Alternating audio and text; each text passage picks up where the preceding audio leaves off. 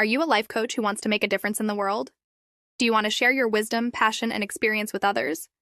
Do you want to grow your business and reach more clients? If you answered yes to any of these questions, then you need Life Coaching Today. Life Coaching Today is the largest platform on the web for life coaches, therapists, and hypnotherapists who want to enhance their visibility, gain exposure, and connect with clients. Life Coaching Today is more than just a directory. It's a network of opportunities. By joining Life Coaching Today, you will get access to a magazine where you can be featured and connect with over 30 million subscribers. Be a guest to our podcasts with over 55,000 subscribers. A directory where you can showcase your profile, services, and testimonials to thousands of potential clients. And that's not all. Life Coaching Today also offers a free 30-minute coaching session on Tuesdays and Thursdays, where you can be coached or meet your next client. A flexible pricing plan where you can choose the best option for your budget and goals. A dedicated customer service team where you can get help and guidance whenever you need it. So what are you waiting for? Join Life Coaching Today and take your life coaching career to the next level. Visit www.lifecoachingtoday.com and sign up today. Life Coaching Today, the largest portal on the web connecting coaches, therapists, and hypnotherapists. Hello, everyone. Good morning. Good morning. It is 7:02 a.m. and I am Kadada Esmera Gray with Life Coaching Today Presents. I am a conflict coach and I am so happy to be back with you all. I have taken feels like a couple weeks off, not by my own choosing. I have been extremely sick and so I'm back and we're going to knock on wood, the walls, the door, whatever, and hope that I survive the day in a healthy kind of way. So I have not been with you all for a couple weeks, I think it is. And like I said, I have been sick. And if you hear my voice, it's strong at moments and then it's not. And I've been losing my voice, but I'm here. And by the grace of God, they say I am here. And so I am here, and I am excited to be back today. Since I last saw you all, so we are now into May. It's May 2nd, y'all. The time is flying by.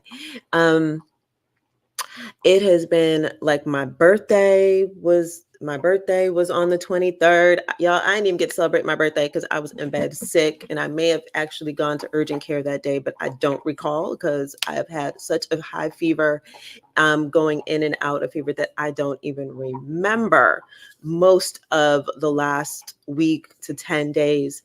So listen, take care of yourselves out here. I decided to go to I finally kind of like went outside, and when I say outside, I actually attended events that I don't think I've been to any real events here in Georgia in over a year and some change, and I went to the Planned Parenthood Gala. Awesome, superb gala, and a portion of sadness when you hear the type of stories that women are encountering and journeys they are encountering with their reproductive health and rights across the United States. But it was a really good fundraiser for Planned Parenthood. I think over like $231,000 was raised that evening. And I actually won a very awesome gift in one of the silent auctions. And it was like I won way too much wine, but I needed to support the only Black-owned winery and vineyard in Napa Valley. So I was just like, this is a must-have. Y'all about to get all my money. And so they did. So the Planned Parenthood Gala was fantastic. I went to an NAACP Unity breakfast that morning. It was really great to see people. I still feel like coming out of the pandemic, I'm still like seeing people for the first time. So that's a weird experience, but hugging people apparently is not the way to go when my immune system is not always the greatest. And what else did I do? And then I went to a really great political brunch with some fellow sister girls who are running for office. I'm not running for office. I'm just going to be clear, but I work in that space, y'all. Y'all know that about me. But just having that space with women to break bread. But one of my sister girls, sat next to me. I'm not going to say who it was. And she sounded hoarse, and literally she was hoarse, and not feeling well. And probably a day and a half later, I was in the same position that she was. But that's all love and good. But didn't have COVID, didn't have the flu, just had some random thing. And it is still working on my little poor immune system. So it was actually good to get out and see people. And I have been celebrating my birthday prior to my birthday. So like I went and hung out, and so it was good to break bread. And now that we're saying in the United States anyway, that loneliness as a all-time high, that's a whole show. But I will say this, it's really good to get out and do things, and interact with friends and individuals. And interestingly enough, research that came out, some other research that came out, is that people have lost their social cues on how to be interactive with other adults.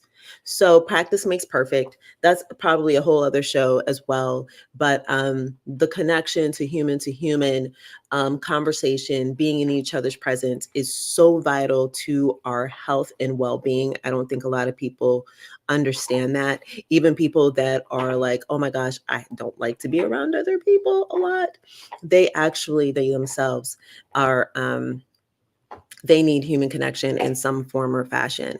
So that has been my week. I've been in bed, sick, trying to work as best as possible, because guess what? Here in Georgia, it is primary season. It is the political space that I live in. And if you are in Georgia, we are in early vote. So go take your butts to vote, okay? Because we do not want to hear, oh, I forgot. Oh, I waited till the last minute. We're in early vote. Y'all can vote this weekend too. So let's get it. So if you are politically active and engaged around the country, primaries are happening all across the country. Get involved, go vote, because your vote counts and your voice counts. And yes, voting does matter. It does. And I'm gonna leave it there, because maybe one day I'll do a strictly kind of political show and get myself in trouble. But we gotta do what we gotta do, y'all. So, and let me just stay in the political vein real quick. So I think the last time I was on, I mentioned or had some conversation around this whole TikTok ban thing and ByteDance. I think that's the name of it. I think I should have written it down. I think that in my mind's eye, that's what it says. ByteDance is saying the people that own TikTok over in China are saying that they would rather shut TikTok down than sell it. And that is what our president of the United States has made a soft suggestion. I don't know. It's a very interesting conversation about TikTok. And I will say this, in the United States, we have a different version than where it originated from. And in China, TikTok, especially where it comes to young people, TikTok is very protected. What comes out video wise and real wise and all that type of stuff is different. It's not full of challenges, and I don't want to use the word nonsense, but sometimes I am going to use the word. I am going to use the word nonsense, but because TikTok also has some really pertinent information, but they're very protective of their people in China, and that's a nice way to say it. So yeah, it's a different version. And I know a lot of people here are like, wait, if you do that, I can't make money. But I can promise you this, if they do, y'all jump back onto Facebook and y'all can sell all your clothes and all kinds of stuff on Facebook. So there is a measure of protection that is needed. Excuse me. When it comes to protecting Americans, whether it's from an intelligence perspective, all of those type of things. So TikTok has been in the news. Of course, as usual, we are now seeing the wars are still continuing. And I said wars with an S because somehow we have only focused on one. But, the human brain seems to be able to focus on one thing at a time. And so we're seeing a lot of a lot of protest around the country. The young people are rising up, y'all. And I take offense, and I'm just going to say it, Eric Adams, shame on you in New York City, for sending in the military, the police, whomever you sent over there to Colombia, to remove young people out of the opportunity to protest, to be heard, especially when I know one of my big brothers was sent over there to help mediate the situation. And I particularly take offense to this idea that we send our children to college to enlighten themselves, to grow the brain cells of intellect.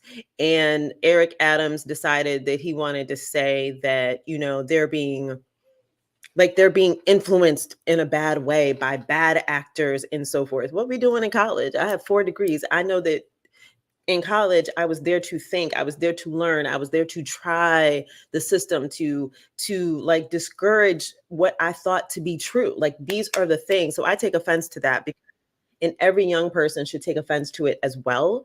So yeah, Eric Adams can kick all the rocks on the planet. And I'm a New York girl, and I said what I said. And so yeah, but I do want to talk about this before we shift into the other life of conflict. And you all know I'm a conflict coach. My master's is in conflict resolution and management, and I actually love conflict. And so, because I see it as an opportunity to fix something, right? And so, what we're seeing now is a movement. We are seeing another movement coming out of some inequities. I'm going to say it that way, some perceived inequities. And let me pause and say, I'm not going to say my own personal feelings about the war today. But what I'm going to bring forward is just a concept that I think that we have not discussed, that, we are talking about people who are against each other, and they're arguing against each other, and they're fighting against each other, and friendships are being lost and jobs are being lost. But I do want to say this. There is, as children, if you have siblings, right, you understand the concept of favoritism. I know with my own children, they're always trying to one up each other and try to decide who I love the most. And I don't play that game.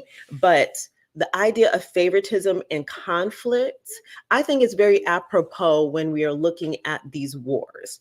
And I think that's the frustration that a lot of us have, because when it looks like a perceived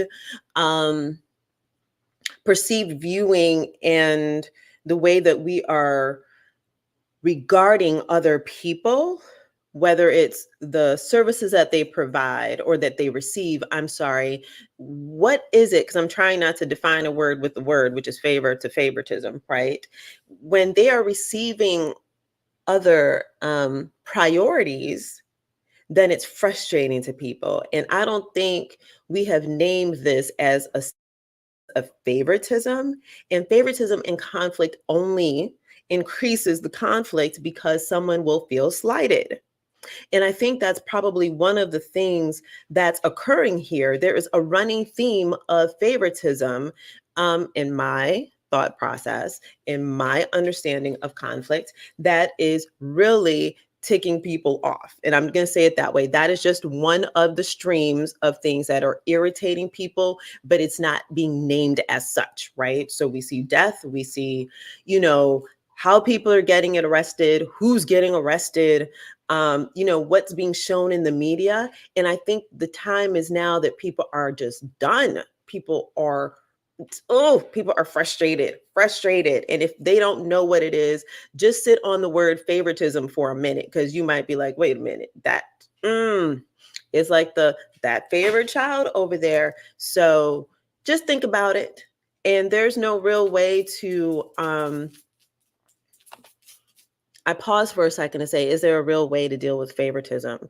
And there is something in regards to equity and fairness, especially when we want to execute certain things and ideologies and policies that are already in place. I think in the United States that the goal that we all want to imagine is that we are all sitting on equal footing. And however, we're showing that it's not the case. And we are all being challenged in this space. So I would hold ourselves to the best of ourselves in our morals and values, especially our value system, because I think the value systems have been lost and thrown away. Because I'm going to tell y'all right now that certain wars they've been warring and fighting for hundreds of years. We are just now the actors inside of it in this time frame. And ask yourself if what you are doing, if it's just as harmful to the other person that you are fighting with and arguing with, and if that aligns with your value system. And I just want to give a quick example. If your value system dictates that you need to be kind to others, I need you to ask yourself if screaming in someone's face is kind. That's all I'm going to say. So it is 16 after, and y'all, we have an interesting show. I have been laughing all morning, and I wish I could show you all a video that I saw on TikTok about the 5B movement and so forth. The 5B movement, sassy boys, and I don't know what is going on with the male population, but I'm here for it. So we have Jonathan McKinney with us today, and my big brother Luther Jones from Thailand, who is on with me this morning. So before I get to them, I want to talk about movements quickly. And I'm just going to say this: movements are born out of frustrations and angers. So deposit that in your system, because that makes sense, right? There's been a women's move. Excuse me, there's been a women's movement. You know, we want our money, we want equal pay, we want equal rights, we want all kinds of stuff. And just to let you know, if you all ever saw that, like, oh, women were out here burning their bras, they never did. Good rhetoric, but they never did. So a movement is born out of frustrations, inequities, all of those type of things. So in South Korea in 2019, apparently it's 2024, y'all, and I missed all of this, but this tells you how we, international news, what it looks like. And I'm sure that there's a reason why this movement was downplayed. There was a movement called the 4B movement that was started by two women in South Korea, two sister girls. And when I say sister girls, I mean my sisters who are Asian, so sister girls of all shades. And essentially, they're feminists, and they said they got sick and tired of the inequities that they felt in relationship to the male population in South Korea. And so here are the tenets of the 4B movement. And this took off like wildfire, y'all. Like, this is crazy. Like, no sex with men, no child rearing, no dating men, and no marriage with men. And they shut South Korea down to the point where, like, the population of children in kindergarten and first grade has dropped. Like, there are barely any children in the classrooms anymore. And this was born out of, once again, the inequities and the idea that the value of a woman was her body, right? And that she can pop out children and she's there to work to have children. That was her value.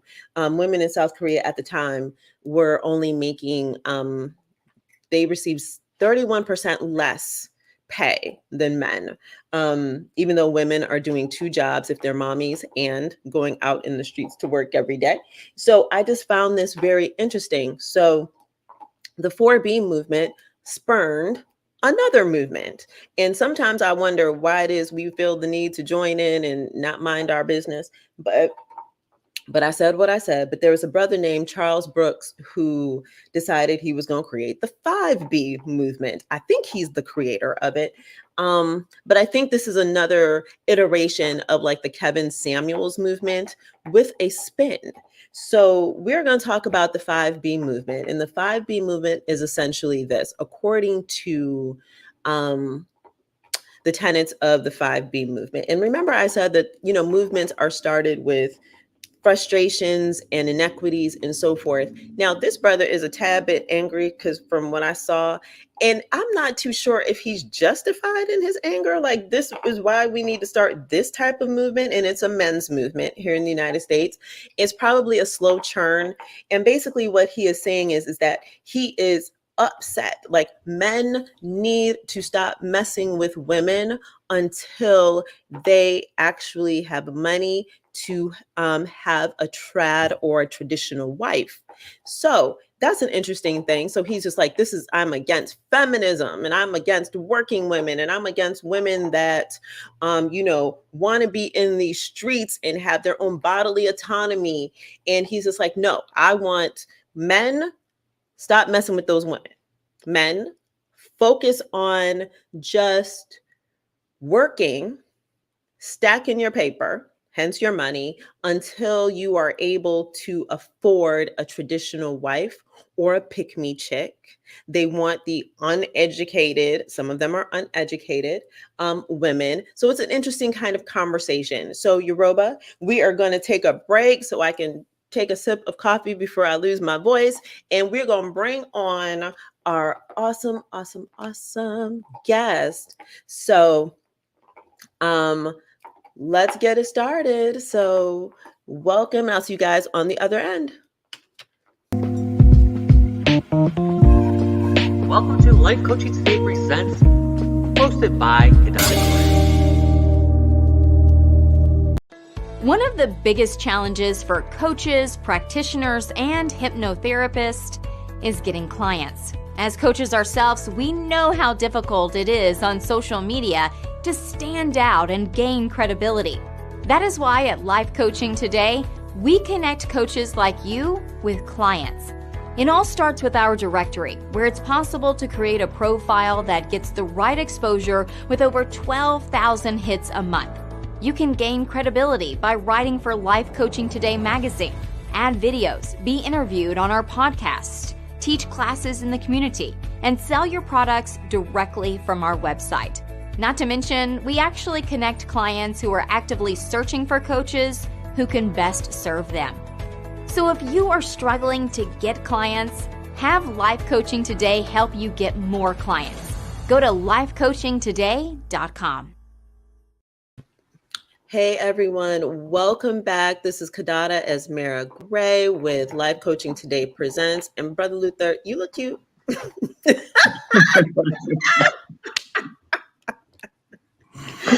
He over here fixing himself like he all like this. So welcome back. Like I said, I'm Kadada Esmera Gray with Life Coaching Today Presents. And this morning we are talking about the 5B movement, the 4B movement. If we get to sassy boys, I don't even know if we're going to get there because Lord knows. But I have two awesome guests. I have brothers Jonathan A. McKinney on, and he was with us the last time I was on. And listen, I'm not going to lie. The sister girls were in my inbox like, listen, can we do a part 2? And so I don't know, y'all. I'm gonna ask Jonathan if he's single. I don't know, but this ain't a dating show. But I might have to do some stuff. And then my big brother Luther Jones. Y'all have seen Luther Jones on here. We call him the grown ass black man. And listen, I'm gonna ask Big Brother Luther on this good Thursday morning not to get us in trouble. I said what I said, so he probably can't hear me. So don't get me in trouble now. Don't get me started. But I do want to address two things before we get into the 5B movement. So, Luther, I see that you said in the comments, what happens when people are protesting on private property? Protest is right, but do it on public property. Now, I find that interesting because can you define where is private property? Like what private property are you speaking of? Can you hear me? I'm not sure you can. Yeah, we can. Okay. Yeah. And please understand that I'm halfway across the world. So the news that I get isn't what you get. So my perspective is delayed, most likely, and it is from an international view. So My understanding is like when you go to talk about the University of Berkeley, that's a private university, which they have which my point is private property. You don't get to barricade private property. You don't get to disrupt operations in any private property. Public property, you get a permit to protest. So are we now saying that they then can circumvent laws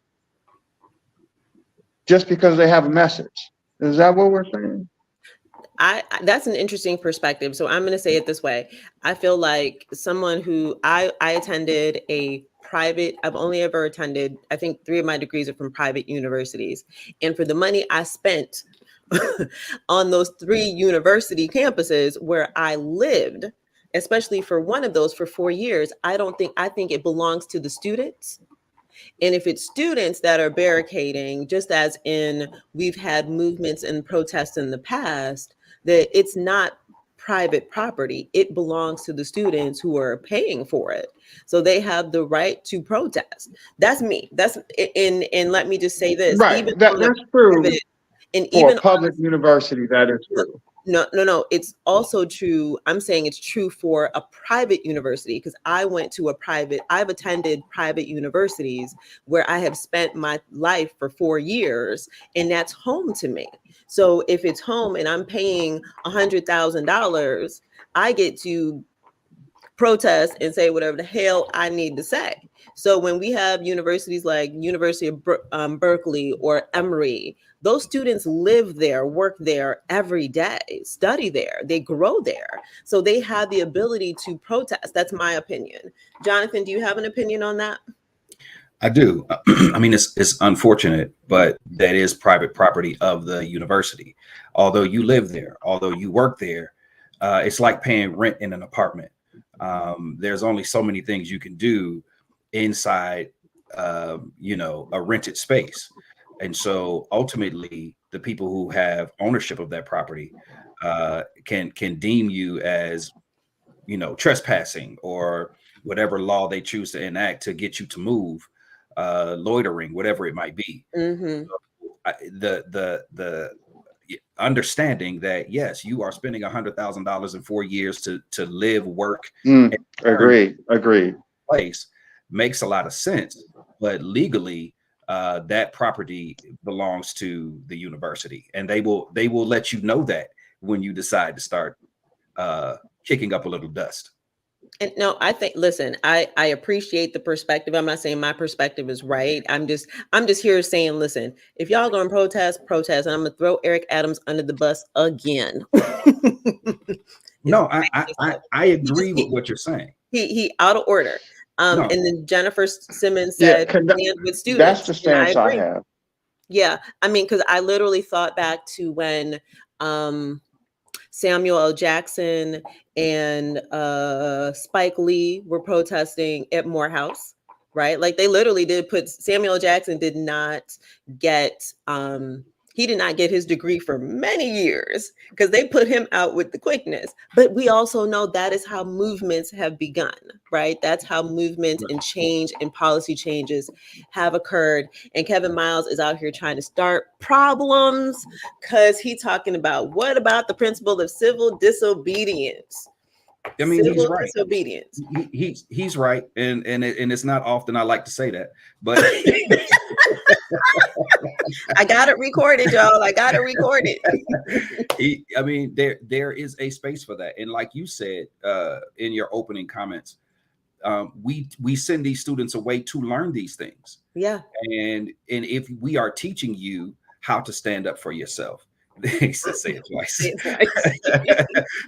If we are teaching you how to stand up for yourselves and to be independent thinkers, but in all honesty, I don't think that's what the system is set up for, to teach our young people to do. It's not teaching them to be independent thinkers, to stand independently, to protest, to understand civil disobedience and the power of their voice. The system is not set up for that. And so what this is showing us, if nothing else, is what the universities the limitations that they put on education and learning. Yes. Because as long as you're willing to stay in this particular, stay in your lane, then you're good. But historically, every movement that started with young people and students. That's right. Especially ones that affected the Black community. So we have to, like Jennifer said, we have to stand with those students. We have to empower those students. And we have to teach them again the power of their voice and of their presence. So what I said earlier about the university being private is true, as far as private property is concerned. But yes, you're talking to someone who, when I went to school, my college did not, they didn't recognize Dr. King Day. And so Where'd you go to college? Let's go ahead and put them out on blast. Eastern Michigan University. Where? Eastern Michigan University. Okay. And so we had professors who would give you tests that you couldn't make up on Dr. King Day. And so we stood out, as students, and we was like, hey, this isn't fair. We made the university deal with it. And the cool thing that we did was we just didn't have Black students. We had all students. Right. So, we've been doing this civil disobedience thing a long time, because my thing is, give me an F. I'll take the F on today. That's right. So, like Jennifer said, we're going to stand with those students, understanding that they have every right to have that space. It's very difficult what's going on in the world, and it's hurting a lot of people, and we have to recognize that. The unfortunate thing about Americans is we are still having Easter, we're still having Mother's Day, we're still celebrating birthdays, St. Patrick's Day, Cinco de Mayo's this weekend. We're not stopping and acting like the world is hurting, right? And so we have to make space for all of that, and understand that we can't keep partying while the world is hurting.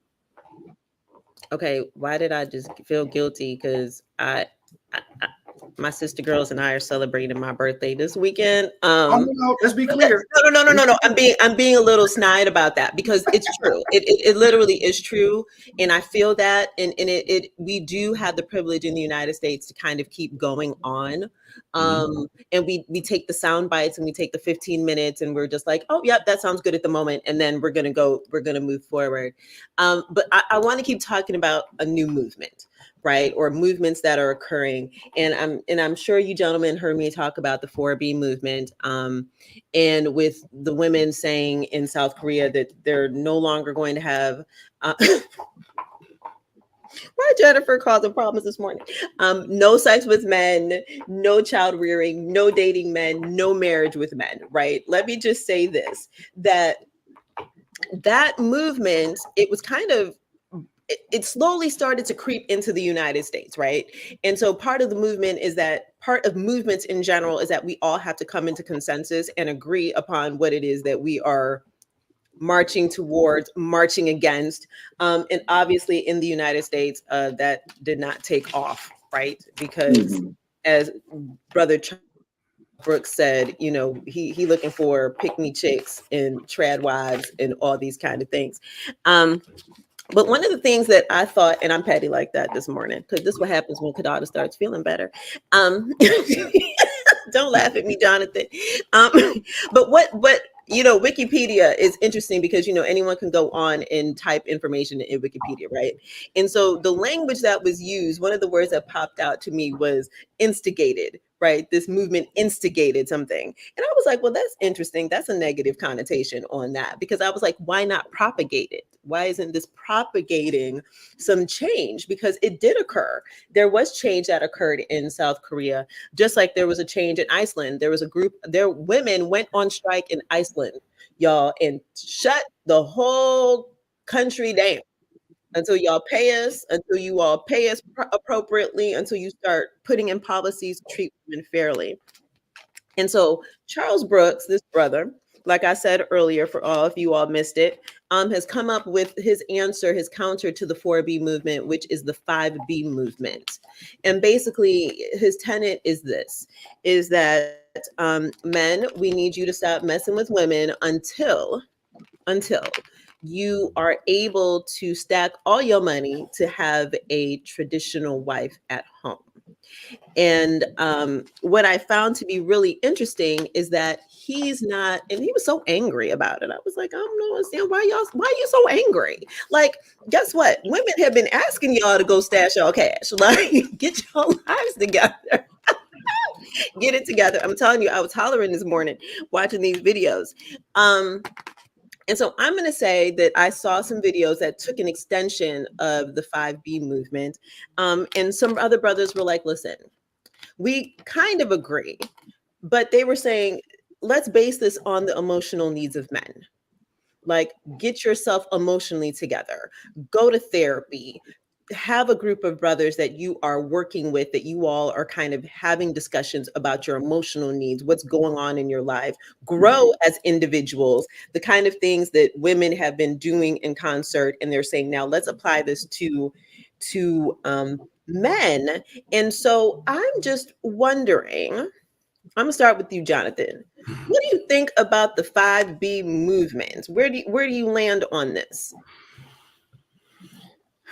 And are you angry that women are out here like, we ain't having sex with y'all anymore? I mean, let's be clear. This isn't the first time that this has happened in history. All right. Women have withheld themselves, sex, whatever it might be, from men to end wars, and create other movements in the history of humanity.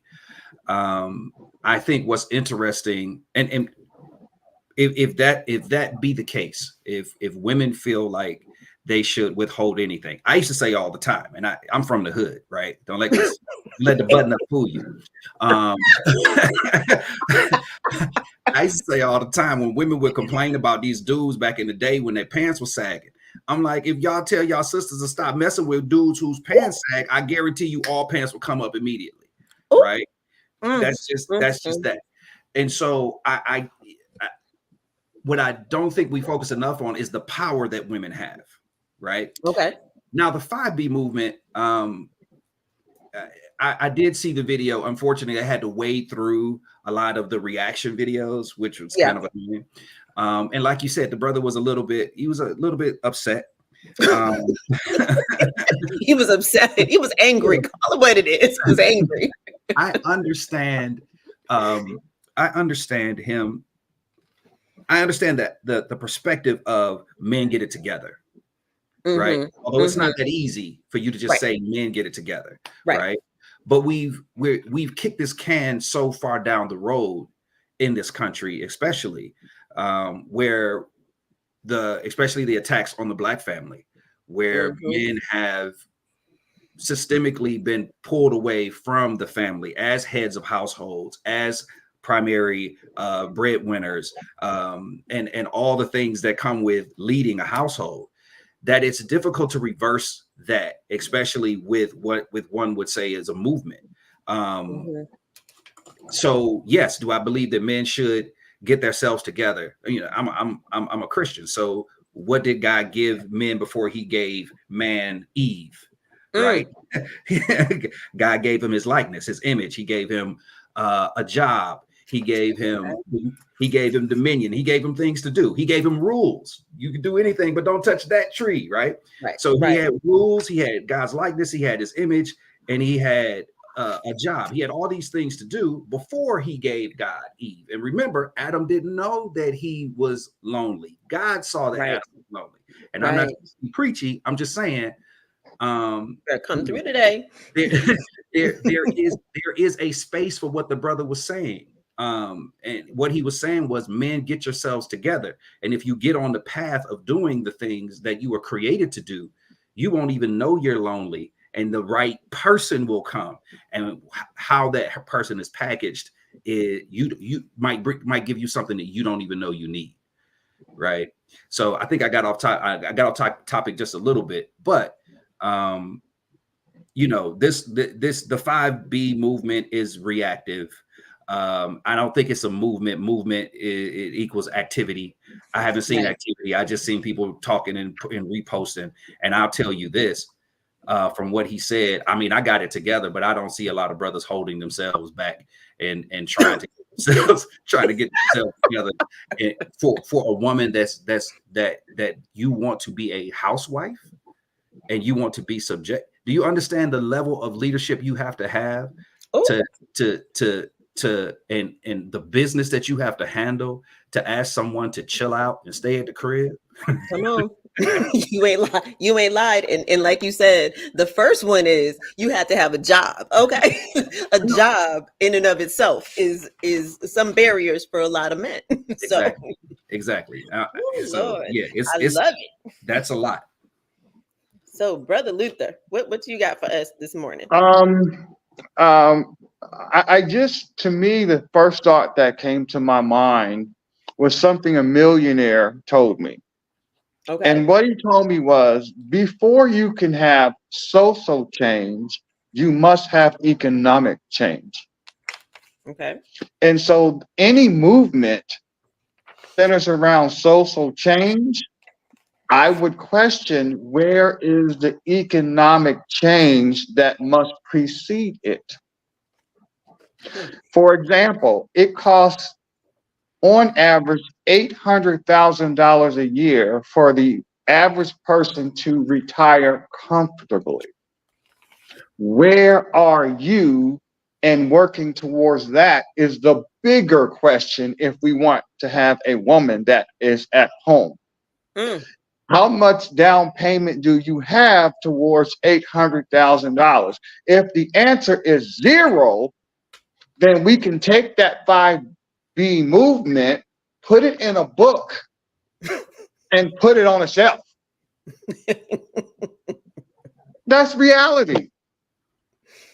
Because at the end of the day, you can't even, some of these guys can't even take care of a cat, Goldfish. let alone a wife. I'm just saying. Oh Lord. But you got to point that out to them. You know what I'm saying? It's like a little kid that goes in the store and wants to buy something without realizing the cost of money. Mm. You got your hand on this toy. I know you want it, but you have no idea what it takes to get it. Right. Right. And we have so many of our men that are being raised, given everything to them. Mm. And they get things because they want it, without realizing there's a cost. There are men that in our country that are successful. If you make enough money, I'm sure a woman will be comfortable and she'll kick up her feet. But she gonna put her feet on the pavement until she gets there. Mm. So if you don't have the money, I'm just being honest, that's that economic change, then you have a goal to work toward, but what you don't have is a 5M movement.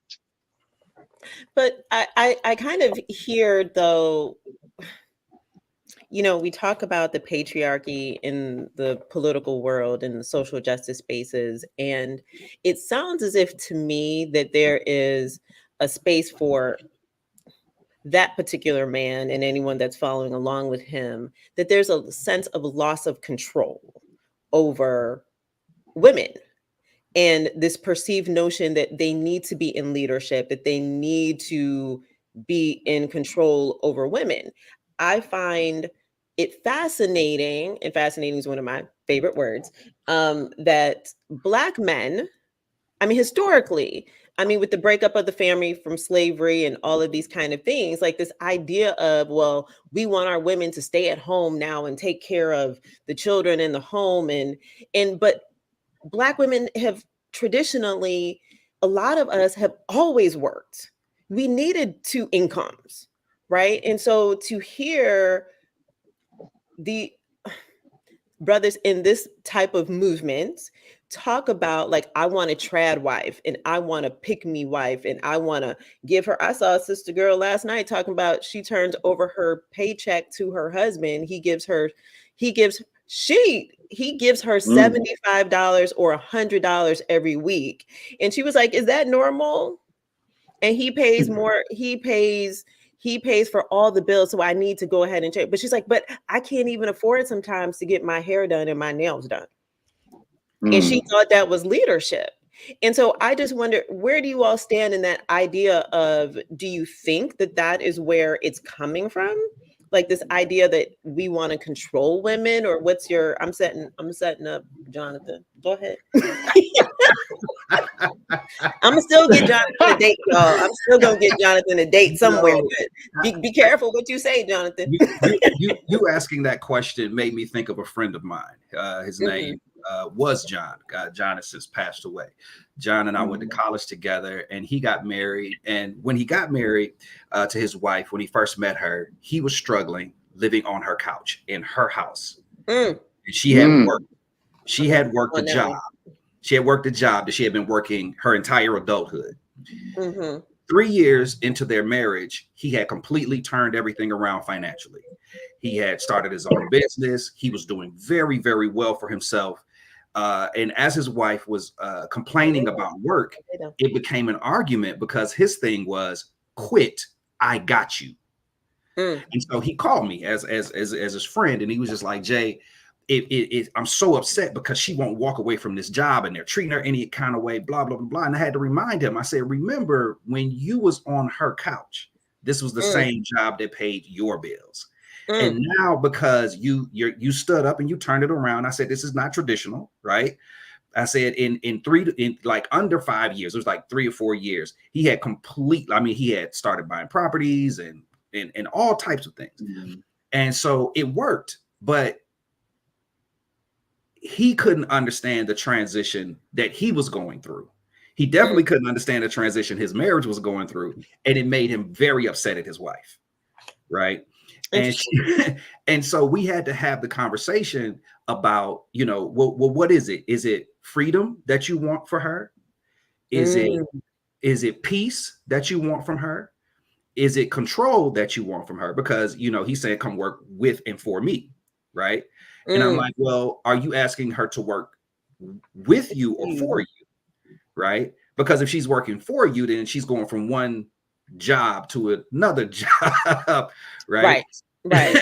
So I don't think we pay enough attention to partnership, because partnership might be giving me $75 allowance and paying all the bill, whatever you agree to. That might be partnership, and that might work for you. I don't think it would work for most people, but it might work in your household. And so, do I think it's a control thing? In some instances, you have to realize some men are very insecure. Let's be real. You're over here telling the truth this morning. I didn't know we was going. I would have brought drinks or something if we were going to be truth telling like this. Okay. I'm sorry. Go ahead, Brother Jones. Yeah, I just want to come in, and I want to give you both a perspective. I live in Asia, and I am now familiar with Eastern culture. And with Eastern culture, women do defer to the men on most things. It is part of their culture. Right. Although that is not Western culture, but it is Eastern culture. And the men do not wish to control women. It's the culture that is handed down from generation to generation, that the man is the head of the household. He makes decisions. And you see here where women will keep quiet even when he's wrong. Because it's part of the culture. And so I would think that when even with the 5M movement, 5B, is 5E, B, C, D. Y'all not gonna disrespect that brother and his movement, okay? I'm sorry. I'm gonna be professional. We have to look at it through the lens that we live, is what I'm saying. And the lens that you live in America is a Western culture, and I'm not sure that philosophy will work with the masses. It will not. But over here in Asia, where I live at, it does work. And it like for example, over here, your partner is chosen for you. You don't get to choose. You grow up, your wife was selected for you. That's Yep. the way it is. Yep. But Can that's you a imagine that working over in America? Can you imagine that happening? It would not happen in America, but it happens over here all the time. it does Let's be happen in clear. America. I went to school. I went to school with a very large Asian population, and before I graduated high school, I knew 2 girls that had to get married. Mm-hmm. They were 16 years old. So Mm-hmm. I've seen it in this country. I grew up in Detroit, and it has a very heavy Arabic population. Mm-hmm. There you So, go. That's where it yeah. went. So I've seen.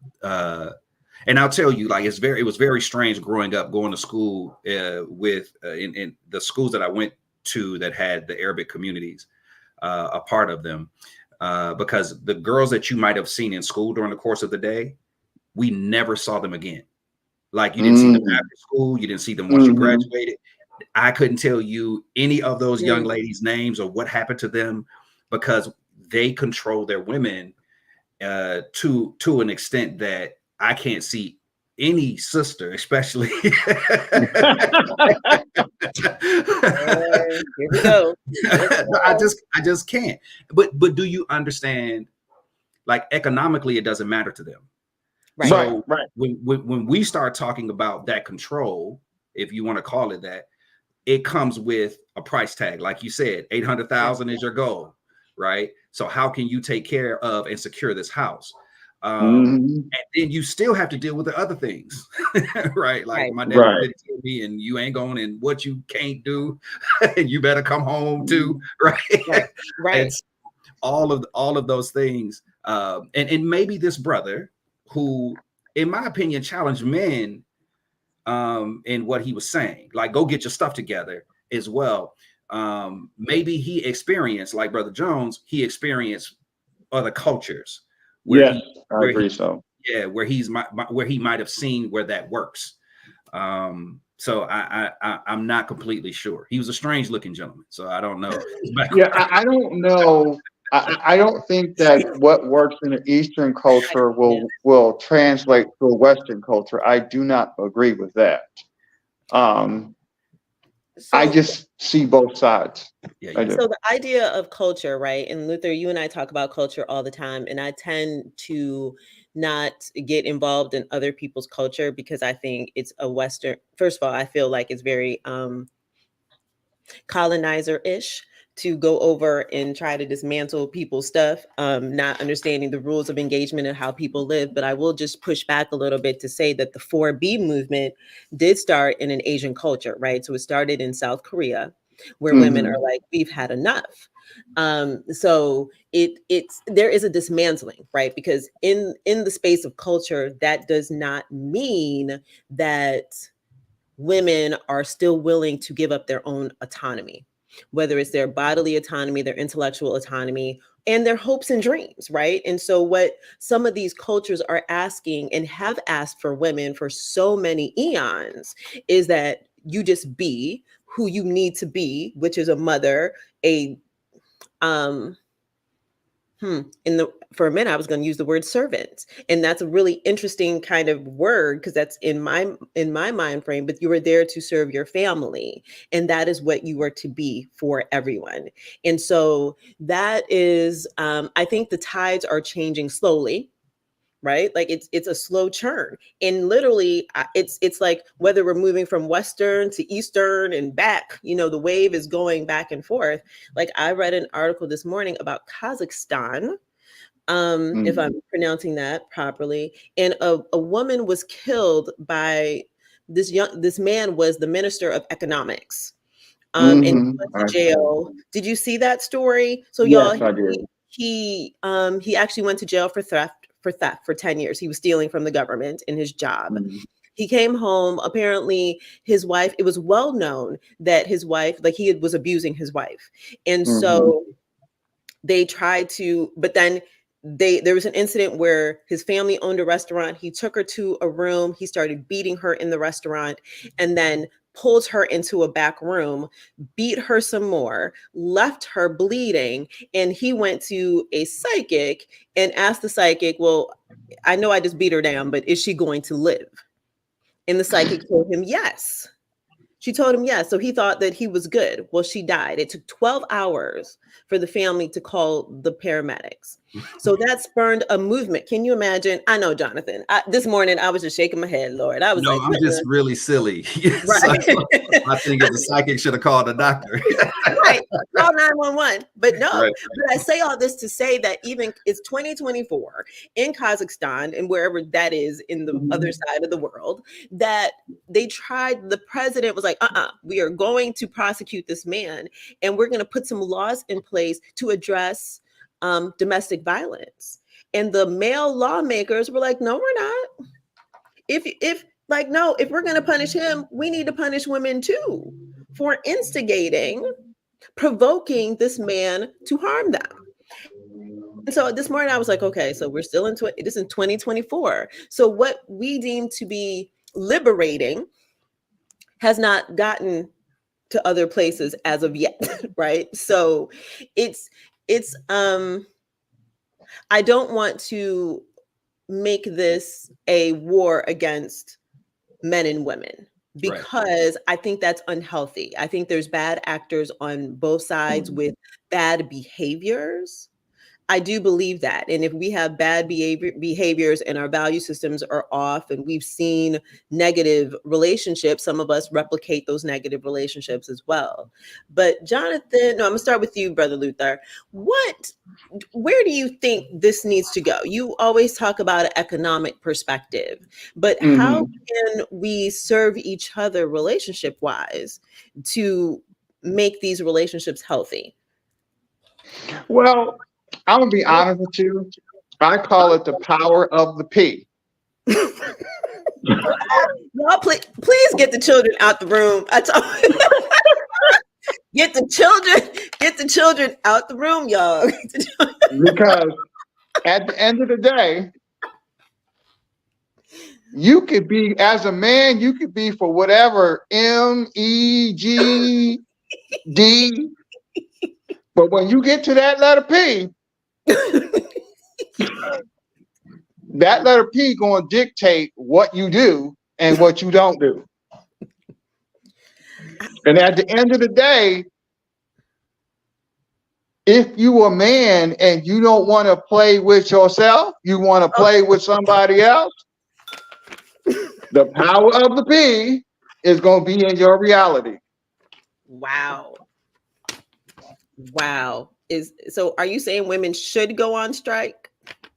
I'm saying the reason why it worked over there in Korea, because the power of the P ain't no joke. I can't with y'all. Brother McKinney, when you were in church on a good Sunday morning, did the pastor deliver that message? He should have.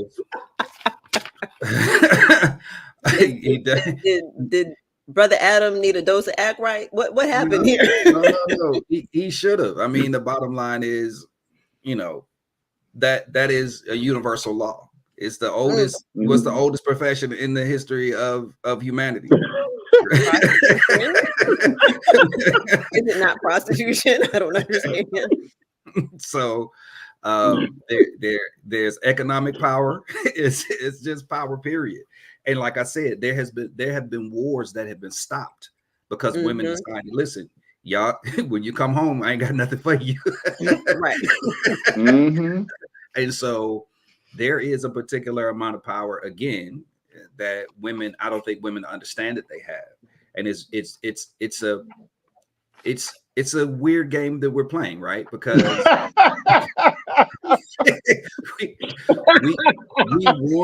we want to be, you hear the term masculine energy, and we want to be, patriarchy and all those other things, right, and masculine power and all these things. But ultimately, what Brother Jones said is true. In the end, that's why fathers, after a long time of being married, say to their kids, what did your mother say? I'm not arguing with it. I'm not going back and forth, because What did your mother say? And so there is a particular amount of power that women have that I don't think you understand that you have.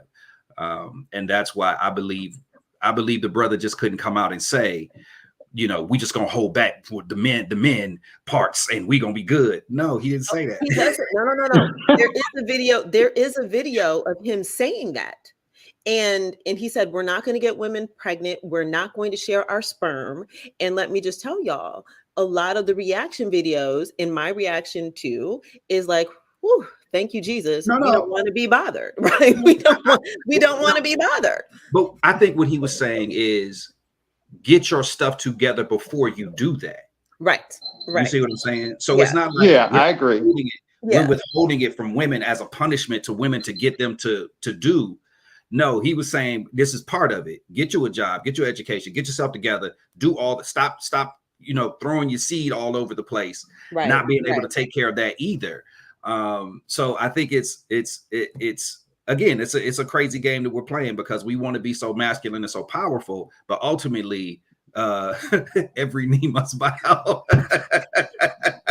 That's right. I mean, at the end of the day, how long can you hold your breath? You gotta breathe. How long can you hold your breath? I can't. Oh, Brother Luther, I can't. I do have, so the conflict resolution person in me, right? I have a question. So in all seriousness, I understand the power that women have to hold the sexual intimacy away from men to get y'all to, so quote unquote, act right. But I do have a question. Do you mean innately that men don't want to change for themselves and you have to have a loss of sexual intimacy to change? Because isn't what he's saying, isn't what Charles Brooks, what I hope he's saying is that why is it that, like, let me get myself emotionally right, let me get myself economically correct before I step into this relationship. So men aren't willing to do that. No, I think, but here's the thing. Let's be honest about something, right? I can give you a case study. Hopefully nobody I know goes to prison, right? Okay. But I used to work for the prison system, and I'm gonna tell you something. On day one, I've seen many a man go to prison. I'm not.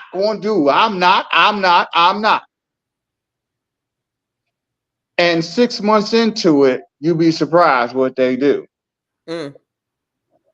So at the end of the day, unless you really willing to stand and fall on your sword, which most men are not, we get back to that letter P. That's who wins. That's just how it is. And my thing is, I tell women all the time, you have power. You just simply have to use it.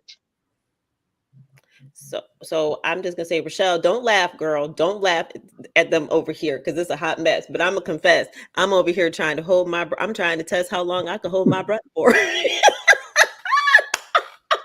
I'm like, I'm holding my breath, y'all. Y'all in the world, I need y'all to practice holding your breath because it's apparently a whole move. but we also have to understand we are not. When you say men, you just can't say all men, right? Like, right. You know what I mean? Yeah. And so I'm trying to go back to your question because you asked a really good question, but I can't remember. What is the emotional? Hence, is there emotional maturity that men have on their own in their own space to want to change? Yes. So for some men, yes. For some men, we have it innately. For some men, it's planted in us through relationships with older men, our fathers, grandfathers, whatever that might be. Some, relationships with our mothers or whatever, build and mold these, some of these brothers into going out and getting it for themselves.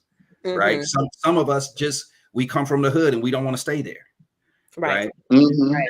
There's others who are in the hood and they're comfortable with that. right? And they never had an opportunity to even envision anything outside of what they've experienced. And so I don't know if holding anything back from those brothers would even help, because they still can't envision anything that's better. And so a lot of times in relationships, you have, people trying to better their significant other, not understanding that sometimes they have never experienced better. They never seen it. They don't know what it looks like. They don't know the path to get there.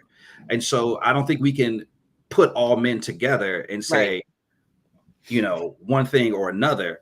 I agree with Brother Jones. It's there's a lot of power that women have, but all men are not going to be swayed by that one thing, because some brothers have had the experience of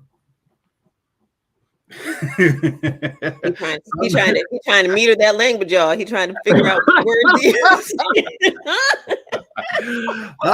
some brothers have had enough experience, let me say that. Yeah. Dealing with women and dealing with the P. And on the other end, then they start understanding their value and the fact that they got to go get it for themselves. When I talk to young men, and especially when they're like 18, 17, 18, 19, and I see, 17, 18, 19-year-olds, they all chasing the same thing. Yep. And so I tell them all, I said, listen, the P is going to be there. That part. I said, if you rich, I said, rich dudes get it, poor dudes get it. That's right. So don't let that throw you off, right? Like, I need you to go after your vision, your dreams, and your goals, and understand that that thing that you're chasing today is going to be there no matter what you decide to do. And so you have to. Can I tell you something Oprah Winfrey said to Kanye West to kind of put this into a different perspective? I'm just being honest, because what she told him, she said, you have enough money now that you can create the world you want to see. And we see that Kanye's world that is crazy. The message. Right, because at the end of the day, there's nothing she could do about that. But what she said was an eye-opening experience. Is if you want to see this world, if you're one of those people, then you got to work to create it. That's all I'm saying. Create the world you want to see. And my thing is that as someone, I live in Asia as a Black man because this is the world I created. I didn't allow McDonald's to create my world for me. See how we act up? You just got to be honest. You can create the world you want to see. That doesn't mean that we don't have to start someplace, y'all, because we do have to start. Oh, yeah. I started at a gas station. I didn't stay there. Right. Jonathan, I'm just saying, we can create the world we want to see. This is the power that men have. Right. That you can create the world you want to see, but you got to work to do it. Brother Jonathan, I have a question for the conflict coach. Don't ask me nothing. No. See, you've hit us with questions about the male response to the 5B movement. Yeah. Right. But I think it's healthy to ask the question to a woman. Like when you watch those videos and kind of went through it, how do you feel? Because to me, the 5B movement is a response to the 4B movement, which we understand. Right. How do you feel about in my opinion, the power of women withholding, the 4B movement, and the response that this brother gave? So, Lord help me. So, like I said, I was laughing this morning. And the reason why I was laughing is because, so for me, a lot of this stuff came out of the Kevin Samuels movement, right? So we're at a different iteration of it. And one, let me just say, I was not aware of the 4B movement, but I do not officially that one in South Korea. So I do know in history that women have, withheld sex to ensure that men change their behavior. Is that a tactic? It surely is. Is it a tactic that should occur? Probably not, but it's a hard one because both of us now have to be without, right? So I'm going to say it that way.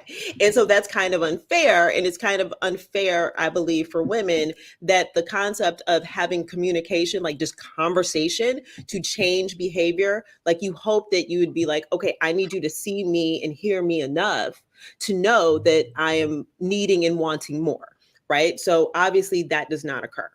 Now, in respect to Charles Brooks, I found him angry.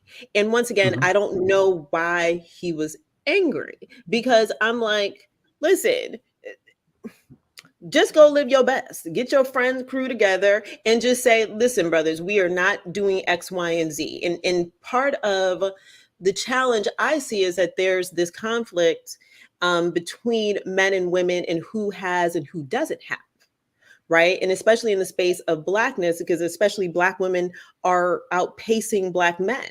And so I'm like, we're not challenging your manhood. We are trying to we're trying to secure our bag. We're trying to secure our livelihoods and make our own selves happy in spaces where we have not been allowed to do so. So I found him really angry about, well, I just want a traditional wife. Listen, I've been a working woman quite a long time. I was a stay-at-home mom for a long time, which was interesting because even for me, my stay at in the space of me staying at home, I went and got 2 additional degrees because I don't know how to sit. And so now I'm at 4 degrees. And I remember thinking to myself one day, because let's just be clear, all these videos about trad wives and all this stuff, the trad wives out here cooking 4 a.m. baking bread. I ain't yet seen one clean a house yet. Like I ain't seen one clean yet. And so for me, the traditional life of a wife like that in my brain doesn't function very well, right? Like I'm a smart chick and I have no problem saying that. And the idea of doing laundry every day is just like a mundane type of stuff. And don't get me wrong, I can teach my children all day. And that's Kadada, wonderful to do so. Yes. Kadada. Yes, Brother I, John. I'm having an intuitive moment. Oh, I was trying to get off. I'm having an intuitive moment.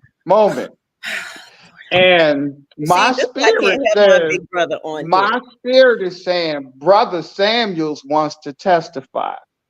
Brothers, oh, I can't. I'm sorry. I can't say. Well, hold on. Let me finish my thought real quick. Because let me say this. I don't. So here's what the funny part for me was, Jonathan, about these movements, even with Brother Samuels, is that if you followed me on Facebook, just on my personal page before the podcast, I was really vocal about what I thought about Brother Samuels, this whole high value women, low value woman, high value man. And the part of this that is hilarious to me is that the same brothers that are like, oh, I want a trad wife. I want a woman that's high value, meaning she's only had sex with me. She doesn't have children with other men. She's not an educated woman, because that's a part of it. We do not want women that are educated, that, don't have multiple children. Those same men are in my inbox. And I find it hilarious. And I'm like, wait a minute. But according to the criteria, Kadada Esmera Gray is a low value woman. I've been married. I've been divorced. I've got 3 children. I've got 2 baby daddies. I have 4 degrees. So I'm a low value woman. Okay. And so, but what I would hear is, oh, no, but you're a different type of woman. And I'm the type of chick that's like, listen, stick to your mantra over there, because I need you to stand on your word. And so that is where I see the challenges of the 5B movement, which is a lot of women's challenges. And we find it with hilarity, because the ones of us that are minding our business, the same men that are like, hey, we don't want you, they're in our inbox. So that's how I feel about it. But I'm a champion for, listen, men, go sit down, get your money, get your thought process together, go sit on somebody's couch, go heal, go figure out how you make decisions, go work your jobs, figure out how you are growing, because as you said, that's how you come into partnership. when you have those skill bases, that skill, right, to come together and communicate and lend itself to how do we build and grow together, I think that's a beautiful thing. So go ahead and come Okay, okay. Can Brother Samuels testify now? Go ahead. We can't stay on long because my producer is all right. We not. It's only going to take a minute because Brother Samuel says he said God has a sense of humor. God does have a sense of humor. And you know what he said? You know what he told me? He told me all that shit I was talking. What did finally happen to me? Where'd you find me at? He was underneath the low value woman. Thank you. Okay. Bye-bye.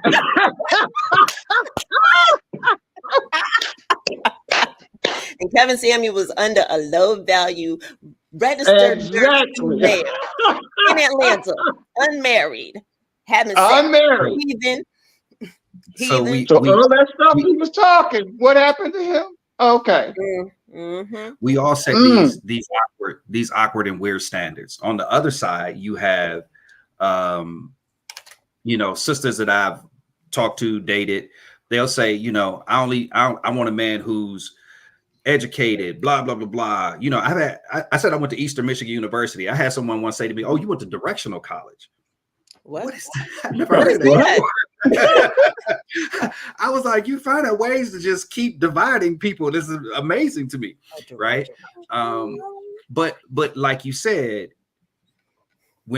although I did not finish college, because if you're looking for a college educated man, I'm not the one, right? But because I started a business when I was young, I've worked that business. I've had several jobs that's moved me all over the country. I've been able to do certain things in my life. Unless I tell people that I don't have a degree, they don't know it, right?